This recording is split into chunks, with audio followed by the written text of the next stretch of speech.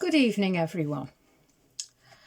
The best remedy for those who are afraid, lonely, or unhappy is to go outside, somewhere where they can be quiet, alone with the heavens, nature, and God, because only then does one feel that all is as it should be.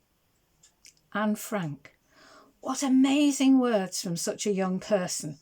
As a retired teacher and someone involved in preparing youngsters for confirmation, I long ago became convinced that children came up with words far more profound than anything my brain could manage.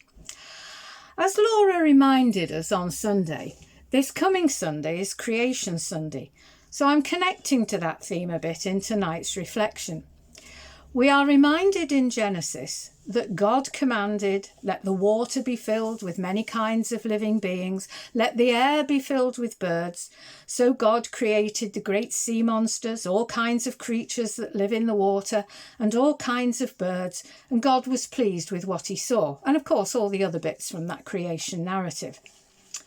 Well, I'm going to talk about clocks. We all know what an alarm clock is, well, any clock really. It's our measure of time. It's a strange thing, is time. Have you noticed how a few minutes can seem like forever when we're doing something we don't like doing?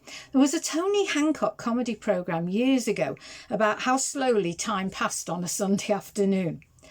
Whereas time seems to fly by when we are enjoying ourselves. How do you think you would get on if I asked you to stand up in silence in a room without a clock and only sit down when you think 1 minute has passed? I think people will be sitting down all over the place because it's actually hard to judge time without a clock. Think of apples. Do any of you have an apple tree in the garden? Mine had loads of fruit last year and just 2 measly apples this year, but that's by the by. It's important for the trees to blossom in spring so that insects can pollinate it and the fruit can grow in the warm summer months. But how do the trees know it's spring? They never make a mistake. It's as if each tree had a clock inside it. Not a conventional clock, of course. It's more like a microscopic computer program. In the winter, it gets light quite late in the morning and gets dark early in the evening. I'm a winter person, so I love dark nights. Then, as winter turns into spring, the days start to get longer. It only changes very slowly, but the trees can tell how much daylight there is each day.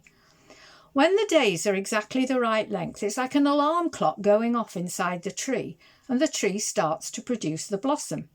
From the blossom, the fruit grows until the apples are ripe at harvest time. There's a long word which describes this ability trees have to tell the time, and I'm not too sure how you pronounce it, but here goes. Photoperiodism. Great word, isn't it? Now, what would happen if the trees didn't have this special clock? They wouldn't know when to produce the blossom. If the blossom came on the trees at the wrong time, the fruit wouldn't grow and there wouldn't be any harvest. The Bible teaches it was God who made all the plants and trees. He decided the seasons and he made sure that the trees obeyed the rules. If you like, he put his clock inside them. What a wonderful creator our God is. So very worthy of our prayers. For the beauty of a country scene, we praise you, Lord, for sight. For the coolness of a mountain stream, we praise you, Lord, for touch. For nightingale in tuneful flow, we praise you, Lord, for ears. And for the taste of fruit that we have grown, we praise you, Lord, for senses. In your time, Creator God, this world was put in place, and in your time became beautiful through the craftsmanship of your love.